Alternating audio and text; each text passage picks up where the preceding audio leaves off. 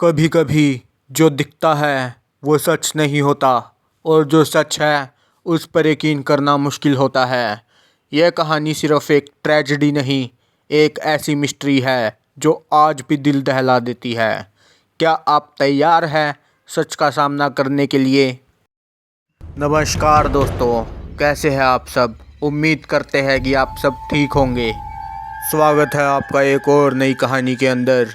तो बिना देरी के शुरू करते हैं। एक शहर जो कभी सोता नहीं, एक गली जो हमेशा शोर से भरी रहती थी, पर एक दिन वहाँ एक ऐसी खामोशी छाई जो सिर्फ मौत ला सकती थी। दोस्तों, यह कहानी है दिल्ली के एक ऐसे घर की जिसमें सिर्फ एक रात में 11 लोगों ने अपनी जान दे दी, या फिर उनकी जान किसी और ने ले ली। ये एक अनसॉल्व्ड मिस्ट्री है जो आज भी लोगों के दिमाग में एक सवाल छोड़ जाती है। क्या सच में आत्माएं होती हैं? क्या ऑकवर्ड प्रैक्टिस रियल है? आखिर बुरारी का वो घर इतना शापित क्यों था? इस कहानी के हर मोड़ पर आपके रोंगटे खड़े होने वाले हैं। रेडी हो ना?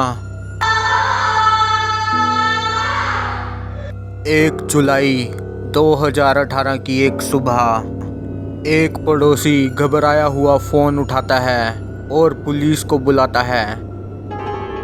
बुरारी के एक घर में कुछ गड़बड़ है। जब पुलिस वहां पहुंचती है, जो सीन सामने आता है वो किसी नाइटमेयर से कम नहीं। एक ही घर में 11 लोग, सब के सब एक ही तरीके से लटके हुए, जैसे कोई रिचुअल हो रहा हो।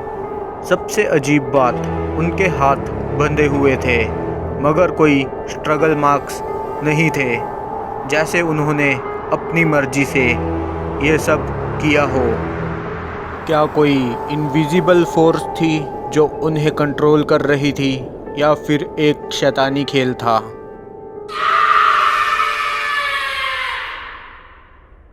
जब पुलिस ने घर को सर्च किया, एक डायरी मिली। एक ऐसी डायरी जिसमें हर एक चीज़ लिखी थी जो उस रात होने वाली थी।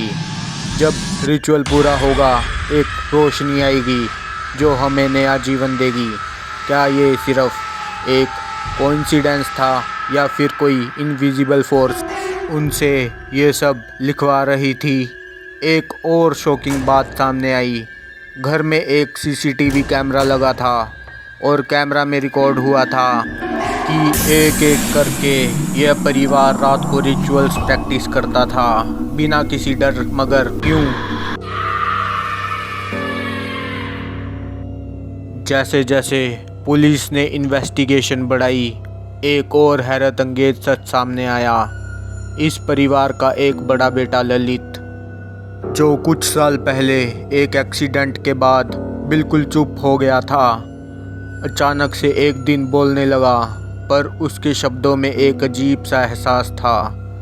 उसने कहा कि उसके पिताजी, जो अब इस दुनिया में नहीं हैं, उससे बात करते हैं और एक तरीका बताते हैं जो फैमिली के भले के लिए है। फैमिली ने इस बात को माना और उस डायरी में जो लिखा जा रहा था सब मानने लगे। यह एक हाइप्नोटिक कंट्रोल था, एक मास हाइस्टेरिया, या फिर कोई सुपरनैचुरल फोर्स इन्हें कमांड कर रही थी। ये केस जितना इन्वेस्टिगेट किया गया उतना ही कंफ्यूजिंग होता गया।